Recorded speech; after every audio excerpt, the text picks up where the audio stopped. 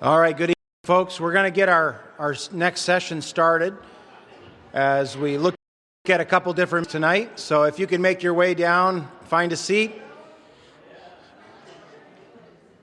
And don't be afraid to come down. There's all these nice cushioned seats down here, and you can see the screen. It's closer and all of that. So not too bad. All right. We'll get started.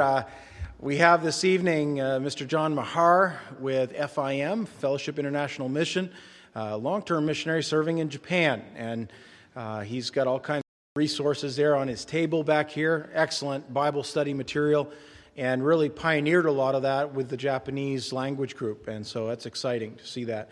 A very neglected language group for Bible study, isn't it? Yeah, for sure. Well, before we start and before John comes up, let's have a word of prayer. And we'll go from there. Father, thank you again for your goodness to us. Thank you, Lord, for your equipping ministry. And, Lord, the use that you've done here with your servant, John, and his family. And we want to pray for them and pray now as they present this, Lord, too. We would continue to keep this before you and just so appreciate what you're doing in these days among the Japanese people and throughout our world. And we pray, Lord, that in these days to come, many would come to saving faith in Christ and would be trained in the Word of God and go out from there. And we thank you now for this time. In Jesus' name, amen. John? Thank you. Good evening. It's good to be here again. I was here for chapel in March, but it's good to be back and see a lot of other people. Somehow the student body got a little older. Not sure why. It's been 40 years since I first went to Japan, 41 years since I graduated from the school. We're going to go to Japan by slides, but 1 week from tonight, I will be going back to Japan, which is why I haven't been here for most of the conference. I've been packing or getting ready to pack. And a lot of parking. Parking. Yeah, okay. Well, actually, I do have a car for sale as well. Okay. Got the lights ready to go here, so let's go to the slides. Okay, Japan is a beautiful country. This temple here is a Buddhist temple built in 1397. Buddhism goes way back, and Christianity does not, and so that makes it really hard. Beautiful temple, but Japan also has some beautiful ladies, including my wife Mitzi. Many people want to sometimes ask me, why did you go to Japan? My first answer is to meet my wife. It wasn't my original purpose, but that is the way it worked out, and I'm sure thankful for that. She's back there keeping things going, which is why she's here. She was here with me this year for a couple months, but is back there. Okay, Kyoto is the old capital. That's where that temple was. You just saw it there, but we live actually on the north shore. Across the island up here is the north shore of Japan, not the north shore of New Brunswick, north shore of Japan. But Kyoto is famous, so is Tokyo, the capital of Japan. I don't know how many millions and millions of people are there, but it's huge. North of Tokyo is the most famous place in all Japan. You've all heard of it, I'm sure. It's where my wife Mitzi is from. Real famous, because that's where she's from. Well, that's not the reason it's famous these days. It is famous because it is Fukushima, the nuclear disaster area. That is where my dear wife is from. And it's about 350 miles from where we live. It takes 6 hours or so to drive up and then across the island. You can't go direct. Fukushima, of course, was an earthquake, which went on for 5 minutes because it was a series of earthquakes, not just one. It was a series of the biggest, at least one of the biggest earthquakes that we've ever had in recorded history. Nothing to compare with the ones that are coming in Revelation, of course. But that led to the tsunami, and that's what put ferry boats, you've seen the films on tops of 3-story buildings and things like that. We saw it live. It was at night here. It was during the day there. And that led to the nuclear disaster. The power plant there melted down, or a couple of them did. And then the radiation started spreading inland and into the sea, and it's still leaking some. It's still a problem. Communications were blacked out. My wife's family is up there, her sister and a couple uncles, and we couldn't communicate with them at all. Finally, after several days, we got to hear what was going on. Communications cleared up, and we went over. You like that little car? Isn't that good? Isn't that neat? I can't do great presentations, but anyway, we took a car over there, and we took a gift of $1,000 that a church in Maine gave us to help the Christians in that area. That area has a Christian camp run by Pastor Takahashi, shown here. He's in Fukushima City, a city you'll see in a minute of 200,000 people, and he has a church of about 15 people. We went to the camp there and had a seminar for pastors on Bible study methods and gave them Bible study materials. Other people are going there and taking relief supplies. We want to take the Word of God. So we went over and took a lot of the materials that's on our back table there, over there in Japanese, of course, and had a seminar at this camp. Isn't that a beautiful campground? Of course, it's radioactive. It's only somewhat radioactive, so they're still having camp. We get the idea that everybody moved out and moved to a different part of Japan. If you lived right by the power plant, government took care of you and you got to move out. If not, you live with it. And this camp is still going on. The churches are still going on. They removed the hot spots, the spots where the rain put the most radiation, but it's still radioactive. And you live with it. You minister with it. Fukushima City, I just mentioned, 200,000 people, and very small church, very hard place to reach people for the Lord. But Pastor Takahashi is there, and we go there to speak. I'll be there probably before fall to have meetings as well. Shirakawa City, this is a smaller city, only 66,000 people in Fukushima. Again, this is not where we're living, but our hearts are there because it's the whole hometown. And in this city here is these two ladies are trying to keep a church of about 10 people going. They haven't had a pastor for a couple years now. And why not? Well, years ago, in this area, Baptist Mid-Missions, a very good mission, that's not my mission, but it's a very good mission, had about 20 missionaries in that area. Today, there's one couple left. And there's a missionary couple. The man was from Canada, the wife was Japanese, and they started the church there. But there's nobody there now. What can we do about it? BMM is not going to send anybody there because they don't want to send young couples with children because radiation is not good, especially for young people. We have an idea of what we might do.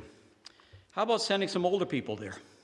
How about sending some retired missionaries like Dan Bishop, who was with Baptist Mid-Missions? He was back there filling in for a year. He's in his 80s, well up in his 80s. His wife is with the Lord, but he was there because there was nobody else there. I'm 65. I begin to think about retirement. I'm not planning on retiring. We got a big work where we're at. But maybe the Lord would have the Mahars retire sometime, maybe 10 years down the road, to Fukushima. We're not planning to move to Florida. Maybe there, because older people are respected in a country like Japan, and you can have a good ministry there. Others need to go there as well. When we went there, we took the Plus Bible Study method that I've shared in a lot of churches here in North America this year. And what you do in this Bible study method, it just fit the situation there, is you read the Bible and you look for everything negative, everything bad, sad, difficult in a passage. For example, on David and Goliath, Goliath was bad, and so was his brothers. And then you summarize it by saying, what's the worst thing? And the worst thing is the unbelief. The worst thing is unbelief. What's the worst sin that could ever be committed on the NBBI campus? Unbelief. That's the worst thing that could ever happen. To not believe that God has a plan for your life and not be willing to do it. That's the worst thing that could ever happen. And you see that in David and Goliath. Then you read and you look for the plus sign, and you have David. And David, good thing he didn't miss. And David's faith was good. And probably the best thing there is God had prepared David on the divine side, and on the human side, David was willing to go. That's what we need, is people willing to go. So that's the Bible study method, and that's in a booklet on the back table. We also have some other methods as well, but a little more on the plus method. You have to draw the minus sign first. Everybody in North America does it backwards. If you draw a minus sign, and then you turn it into a plus, that's the biblical way of doing it, because Romans 1, 2, and 3 is about sin, right? Then you get into chapters 4, 5, and onward about the love of God and salvation. You have to understand the minus before you get to the plus, and that's how that method works. Minus first, then the plus. And shared this in Fukushima to some people who were hurting, really hurting. Some of them had lost loved ones. And one of the things I said with them was this: the bigger the minus, the bigger the plus can be. You have a little tiny minus, you're only thankful for God forgiving a few sins, you don't have a big love of God. But the bigger the minus is, the bigger the plus can be if we trust God in the midst of it all. It's a big if, though.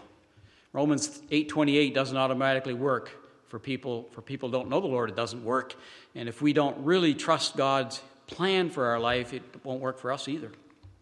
Anyway, back to where we actually work in Japan. We work on the North Shore, as I said, and there's several churches there that we minister in.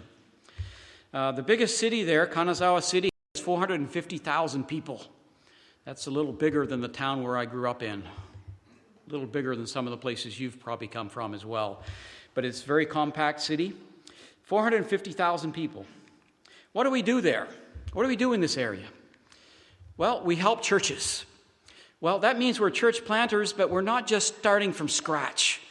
What I've found over the years is many missionaries have gone out and started these little tiny churches. Maybe they founded somebody that took it over as a pastor. And you know what happens after the missionary leaves?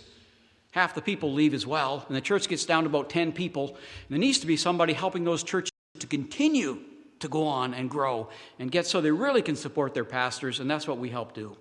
We do a lot of things. We help them grow by various means. Some of those are, I'll show you in a minute, but here's one of our churches. Big building, isn't it?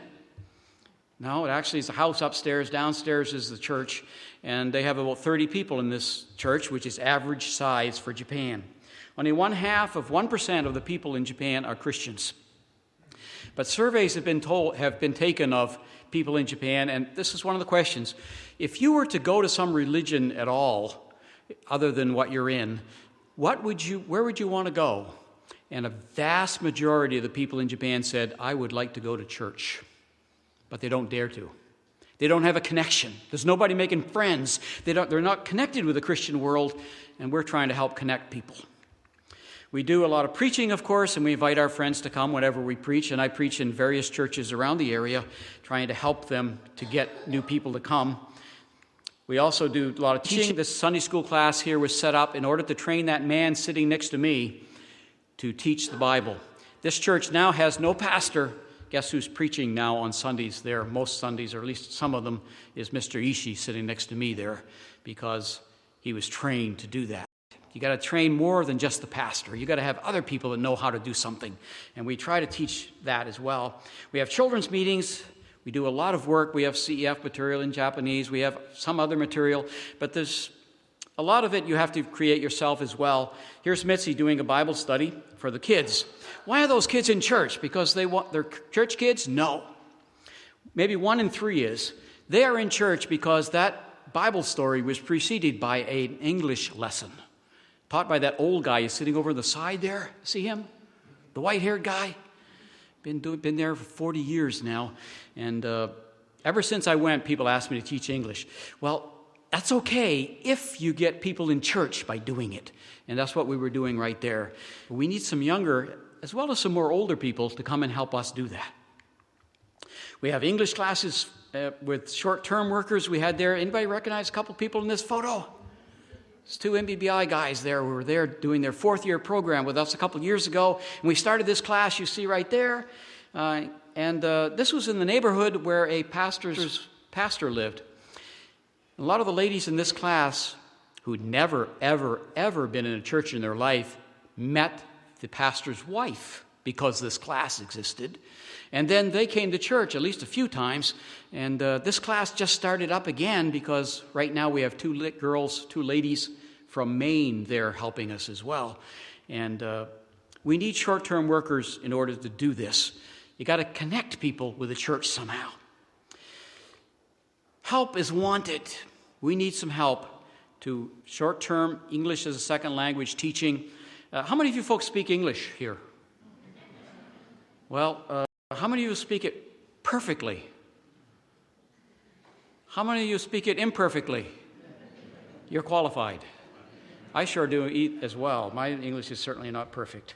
But we need some people to come and do that. And by the way, if you're a Canadian between the ages of 18 and 30, you are eligible for the Working Holiday Visa program, which the Japanese government has with Canada.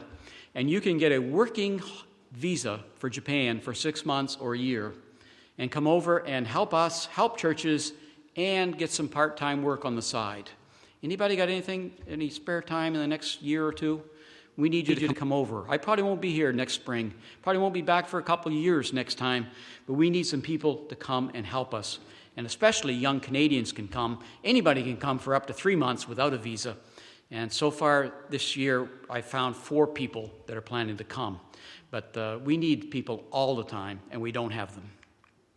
Here are a couple other missionaries you might know. Don and Lorraine Nickerson. I think Don and Lorraine were here for chapel, I heard just a few weeks ago. They just got back from furlough. We work with them, same mission, same area, and we help in their church. 2 of those ladies in the background there got saved in the last couple of years.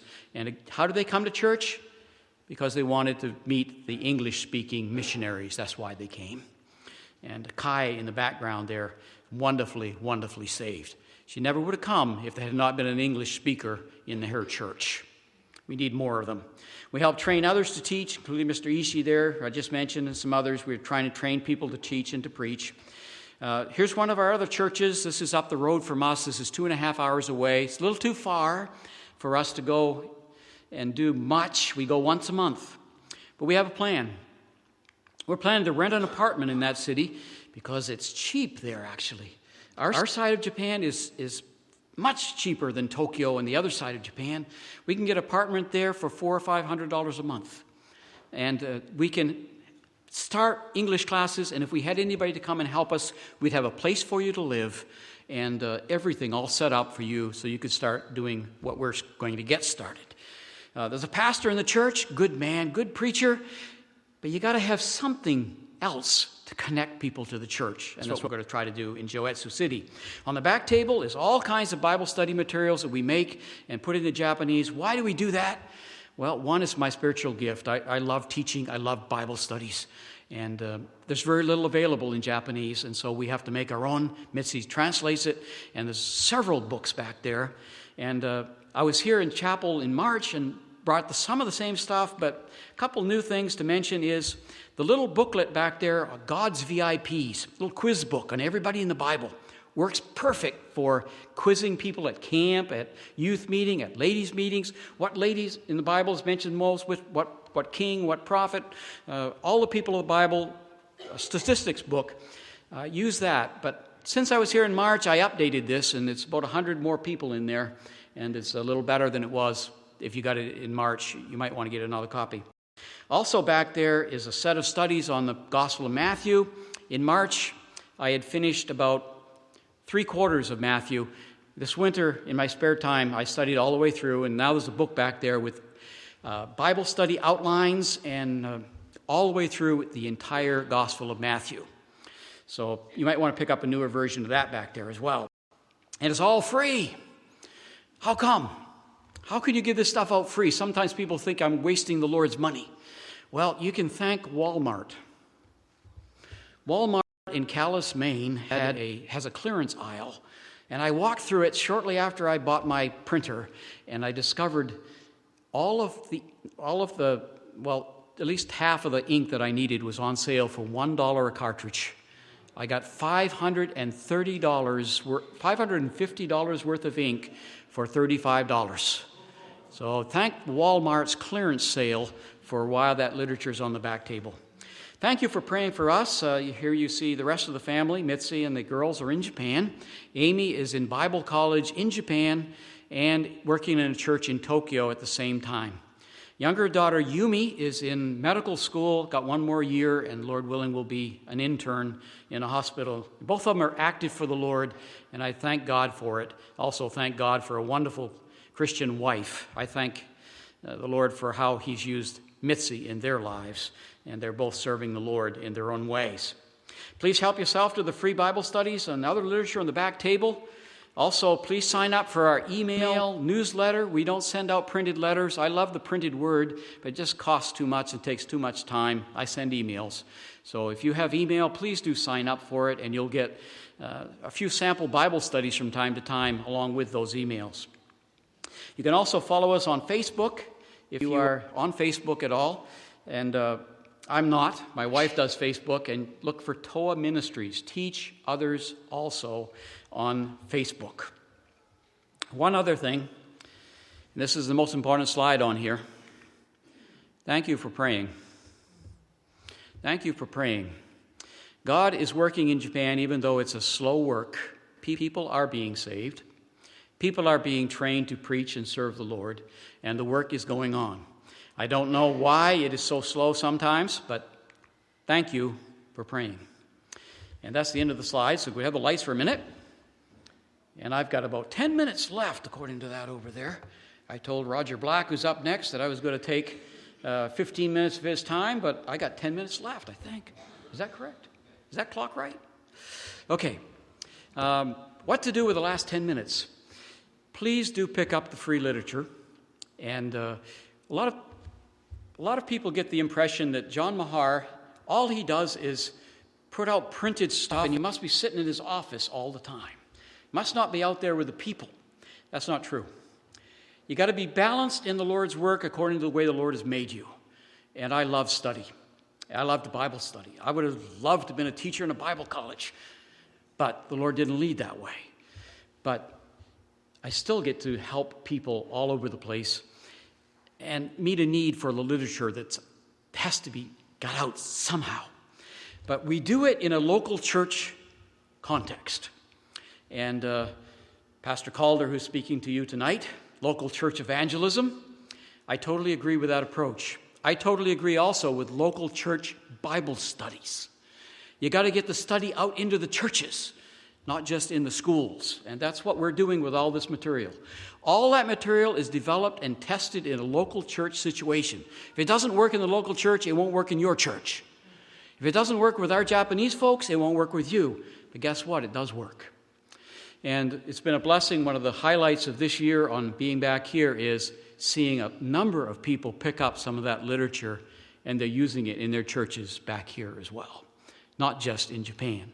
Over there, they're stuck with it. Because they go to the bookstore, they won't find much of anything else. So when I take a packet of Bible studies, they are excited. Wow, this is great. Your wife translated all of this into Japanese for us. We're going to use it. And they are using it in well over 200 churches in Japan. Here, people are not so excited about it, but some of that material you won't find anywhere else. So do pick it up. So anyway, Bible teaching, yes. Evangelism, yes. And why have I been in North America this year? One of the main reasons is we need some help. I would like to live in about 5 different places all at the same time, and I'd like to have my wife with me all the time too. But we just can't do it all. We need some people to come over and help us. And if we have some helpers, those other little churches I just showed you on there, they may be much bigger just because there's somebody in it who speaks English. Just before I came back for this furlough, first time in 5 years, I walked into a prayer meeting of one of our little tiny churches, and there was a Japanese guy there, and he said to me in perfect English, "Hi, where are you from?" Wow, where'd this guy come from? Well, the long story of it is, the short version of it is, for many, many years, he had gone to the Mormons in Japan. Why did he go to the Mormons in Japan? It's because the Mormons send their young people all around the world. And they send them to Japan, and they start English classes everywhere. And this guy wanted to learn and practice English. Actually, his English was perfect, but he wanted to practice it. So he went to the Mormons. After a while, he discovered there's something kind of peculiar about this group. They don't really seem to be what Christianity is all about. And guess what he did? He went online, looked up on the internet, and found the nearest church to where he lived that had a foreigner in it. So he came to church. And this very week, in fact, tomorrow, he will be going to camp at one of our Christian camps that's having a special retreat for 3 days this week, and he is going to be there. Why is he going to that? Because there's a couple girls from Maine who are going to be there, and another missionary friend is going to be there. They wouldn't be there, and he wouldn't be there otherwise. So what do? We do a lot of Bible teaching. We create Bible study materials. We help churches grow, and we try to connect people to the church so that they can come to know the Lord. And many, many places around the world, if you just can speak English, you can go and do that. I mentioned David and Goliath. What was the worst thing in that story of David and Goliath? The unbelief of the people of God. Why is it the Mormons have no trouble sending their young people all around the world, and we just don't have anywhere near as many? Why is it? I think maybe it comes back to the unbelief that was exhibited when Goliath was out there. And you know what? What are the Goliaths that keep people from going? Money. Money. People are scared to death of the prospect of having to raise support and all of that. If you come and help us in Japan, if you can get a plane ticket, we've got a place for you to stay. That's it. We're happy to have you come. Why is that? Because the Lord has provided some funds from other churches to help pay for those meals that you got to eat when you come there. Let's stop letting the Goliath of money keeping people from serving the Lord. It is so hard to serve the Lord after graduating from NBBI because you've probably got, it's much cheaper than other schools, and that's thankful. You're better off than you are at other places. But graduating from most schools today, it is super hard to get out there. 40 years ago when I first went, Goliath was a lot smaller. 1 year of deputation, I was there. It's hard today. And because of that, many people are scared and don't want to even try. Well, give it a short try. Come on over. For 3 months, you don't even need a visa, and we got places for you to come and help reach people for the Lord, like Kai and Heidi that you just saw in those slides. Thank you for praying for us and the work of the Lord around the world, and thank God that you know English, and God could use you with that if you would let him. Thank you very much.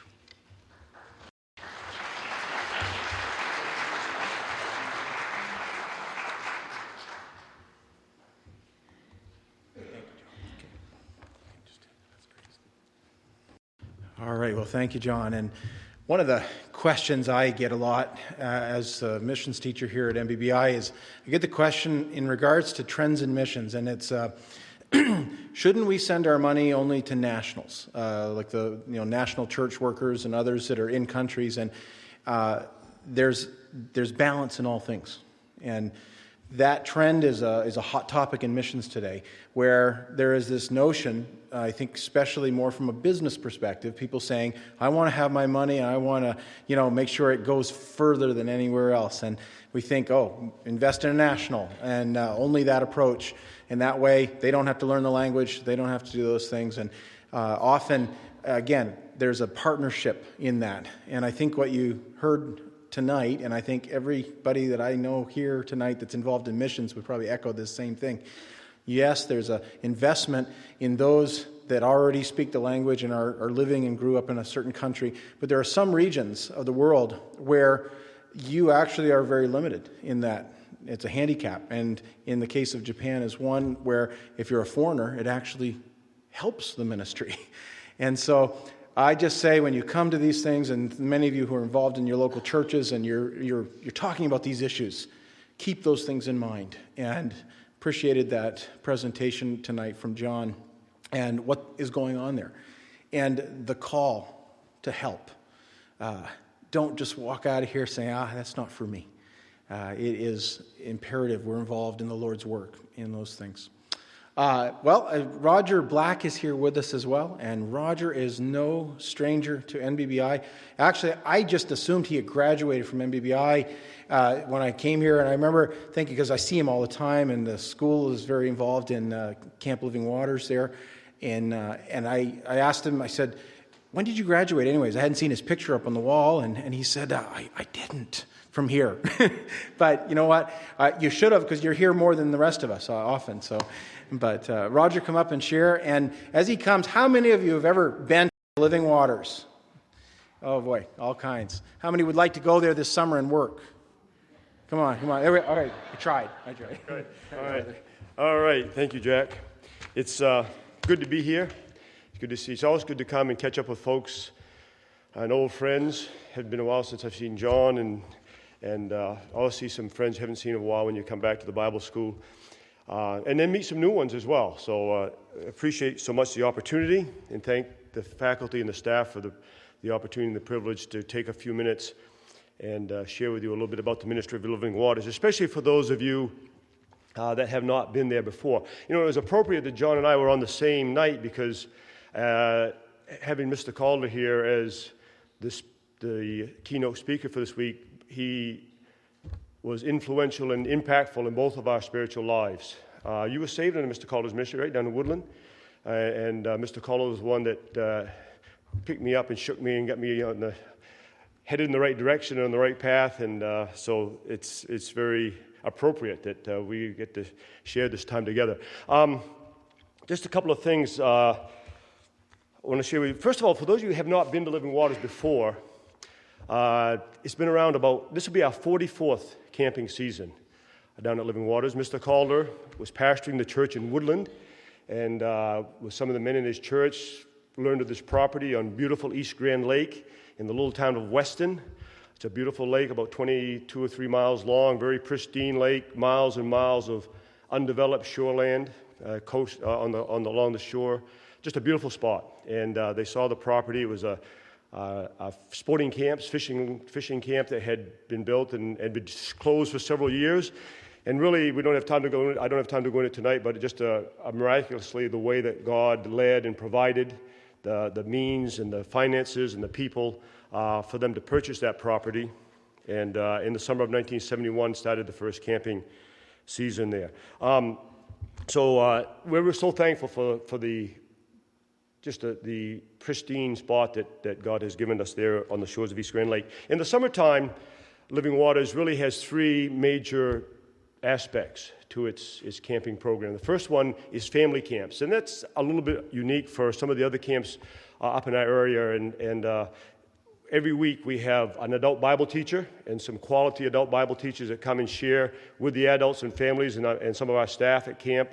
These meetings are in addition to and separate from the meetings that are with the kids. And we have a program and activities planned just for the adults and the families that come to camp. There's cottages and motels available on site that you can rent and come and stay with us. Also an RV park.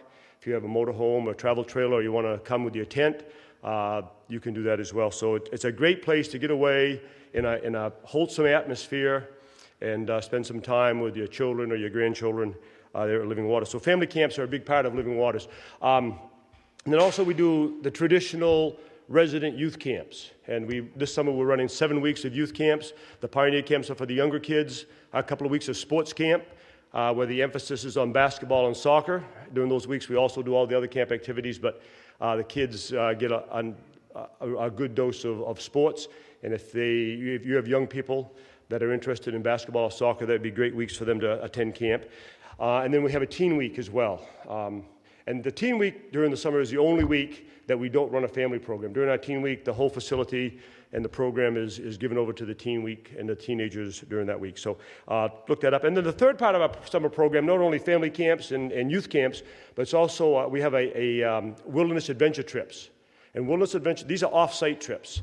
The kids come to camp and pack their gear, and sometimes they stay overnight one night, have a time of training and orientation.